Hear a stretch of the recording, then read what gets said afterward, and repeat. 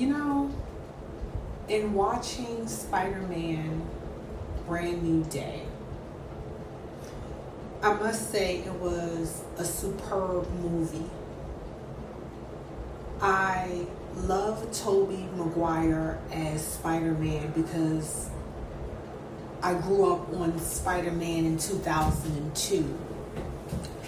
But I must say Tom Holland is the best Spider-Man that I've ever seen played. Such emotion, such power, such conviction in the role. He was made for that. And A Brand New Day wasn't just about the usual Peter Parker turns into Spider-Man and he saves MJ and saves New York from the villain. This Spider-Man was different. This was about Peter Parker versus Peter Parker. Now, if you watch the other Spider-Man, I believe it was back in 2022, No Way Home, at the end, Doctor Strange cast a spell that everyone that Peter Parker knew would not remember who he is. And it was to save them. And in Brand New Day, we slowly start to see the memory of his friend kind of come back. You're starting to see little Easter eggs, so to speak. But I think the pivotal moment of the movie, which had everyone on social media talking, was the interaction between Peter Parker and MJ. MJ now is in a semi-relationship. She's moved on with her life, and Peter wrote her this letter expressing his love, and they had this scene on the roof, and MJ was just explaining and being as nice as she could, and she just said, "I don't love you." And you saw the pain. Everyone felt the pain of Peter Parker. There was even some people in the theater sniffling and had to be comforted by their friends.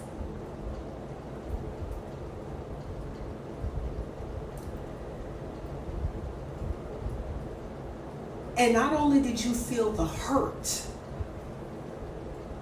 of Peter knowing that the love of his life truly does not know who he is and doesn't love him.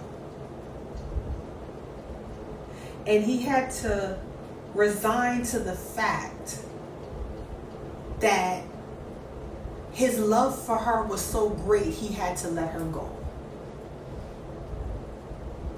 And that is the pinnacle of the movie, because after leaving,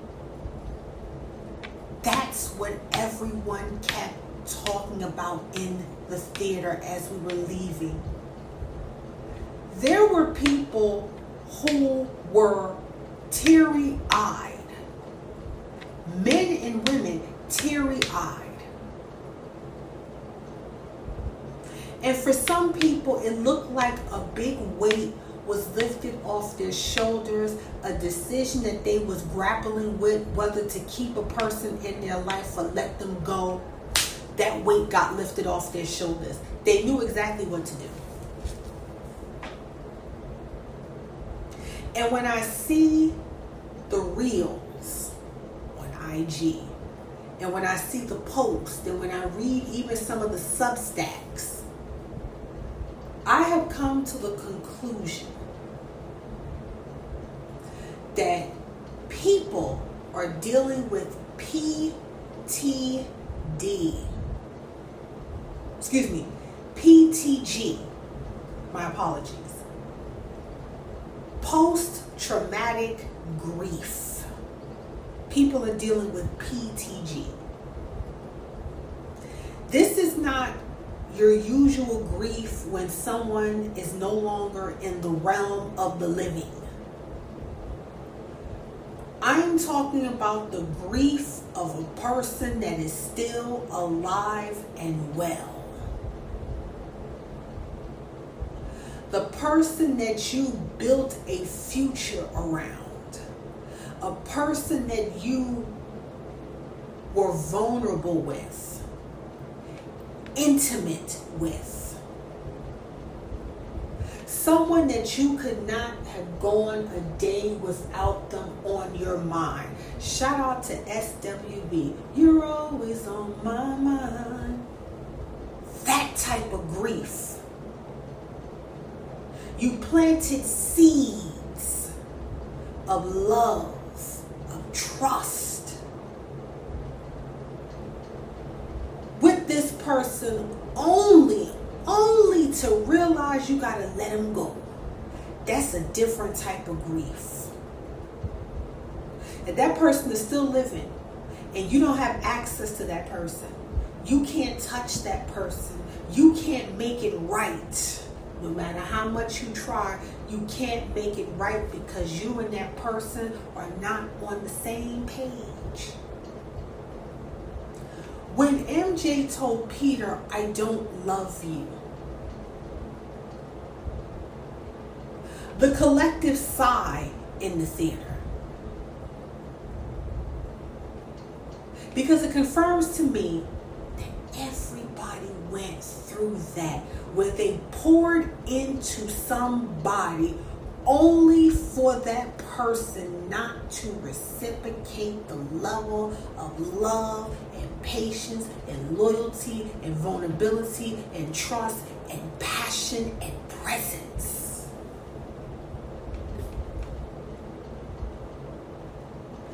People are grieving the love that got away. People are grieving the love that was never reciprocal.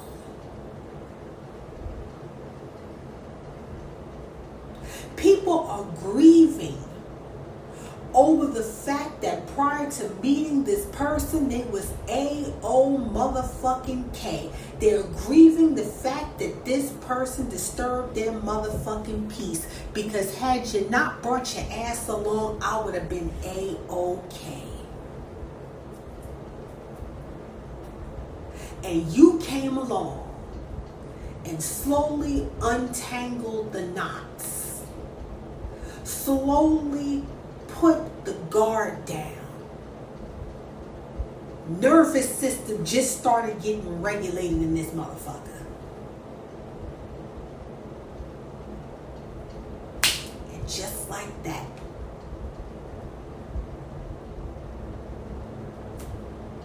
you withdrew. You withdrew, leaving the other person confused. What did I do? What did I say? Overthinking, nervous system out of whack, ping pong, bing bong.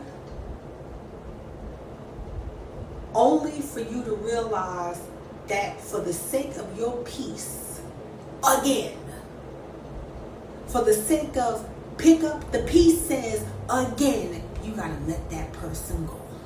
In order for you to be renewed, you got to let go of the things that no longer serve you, even if you love the dog shit out of that person.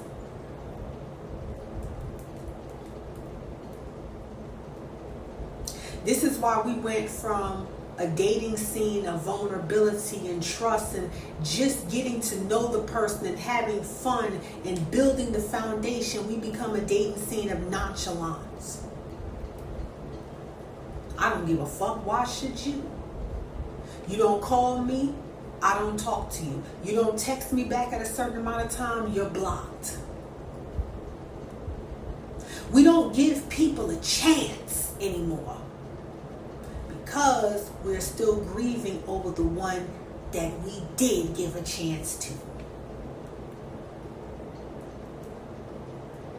We confuse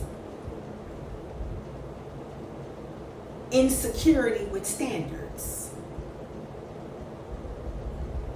We confuse abandonment with requirement.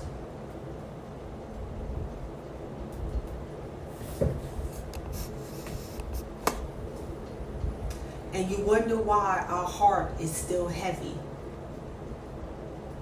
Old Peter Parker had to face himself. That love, although it's beautiful, although it is grand, love is actually fleeting, like life. Because that same love today will be gone tomorrow. People switch up on you so much. They don't remember you. They don't remember what you did. And you're trying to do everything you can to make the memory come back, piece by piece. And each time you give that piece to them, there's a piece of you that's dying. There's a piece of you that's drained.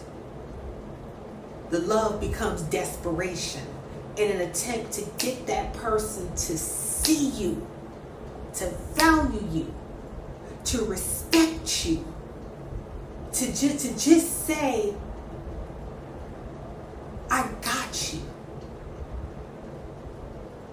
It's like, baby, just give me something. Just give me something I can work with.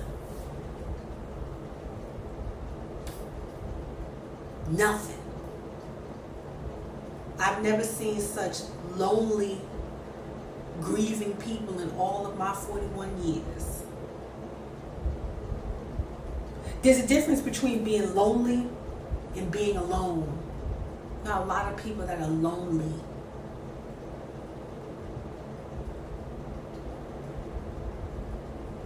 Loneliness is confused with independence. I don't need nobody. But folks are literally crying themselves to sleep and keep looking at their phone to see if they will get that response. Give me something, baby. Give me something.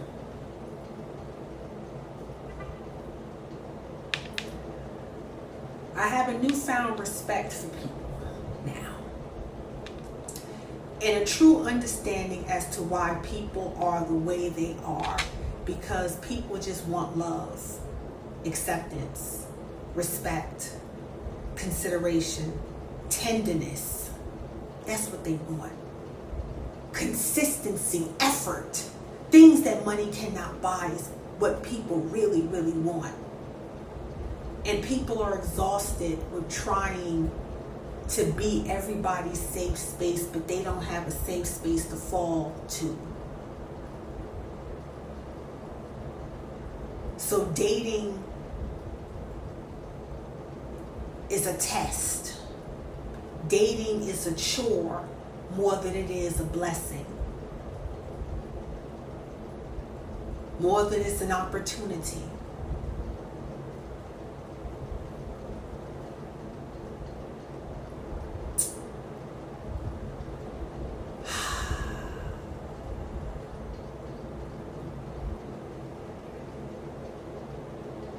You got to take a deep breath on that, because there's so many people who are hurting,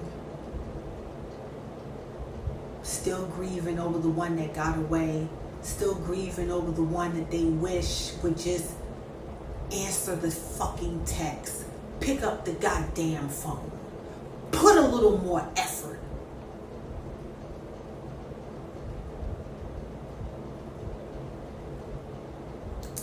One thing I can learn about Brand New Day is that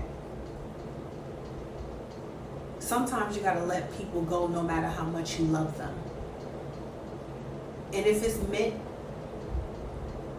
to be, that person will come back. If it's not, you gotta move on and be complete with the grief. You'll never have closure. You'll have completion. That you did all you could. You You planted your seeds. You fertilized your seeds. You cultivated the connection. You did everything that you were supposed to do. And that is something you can live with. That is completion of the grief. Someone's lack does not represent your worth.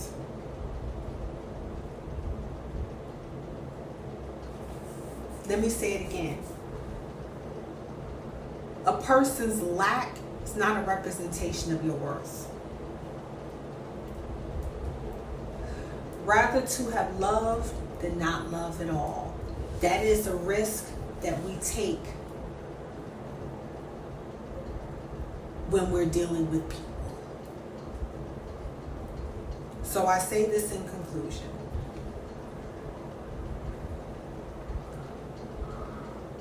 Stop with the nonchalant behavior.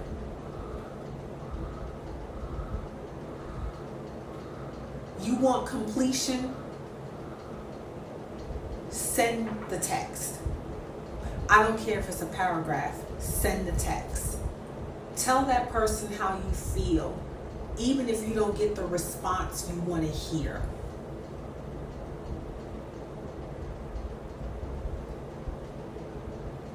Do it. Because what you don't say today, what you don't do today, you will regret later. Peter Parker had to be courageous when it came to love, and also had to be courageous to accept that the love of his life does not love him back.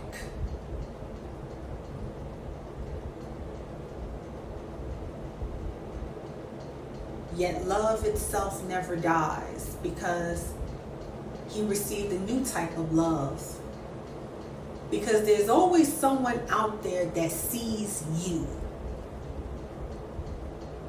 and is willing to pour in that same level of love and consideration that you poured for everybody else. And that was Jean Grey.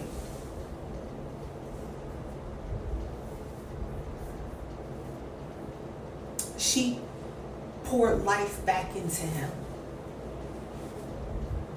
Her breath became his breath. There is somebody out there, ladies and gentlemen, that will pour into you the same fucking way you pour into everybody else. And sometimes we got to let go of the people that we wanted so fucking badly to breathe life into us the way we breathe into them. Sometimes you gotta let that person go so that the person that is for you can breathe it in. So the person that's for you can consider you, choose you, love you, put the effort in. That is how you become complete with the grief. You gotta let go what keeps fucking up your nervous system. You gotta let go of what keeps you up at night. You gotta let that shit go. Cry it out, thug it out. But sometimes you gotta let the person you thought was gonna be your forever, sometimes you gotta let them go so that you can make room for the motherfucker that's been breathing for you the whole goddamn time. Sometimes it's you. Sometimes your soulmate is yourself. Sometimes your soulmate is the person you've been overlooking, because you up there looking for that one to see you. Newsflash, they see you. Some people just don't have the capacity to hold you. In this case, MJ couldn't hold Peter because MJ was already being held by somebody else. Peter couldn't hold MJ because somebody else is holding her. But he failed to realize somebody else was holding him.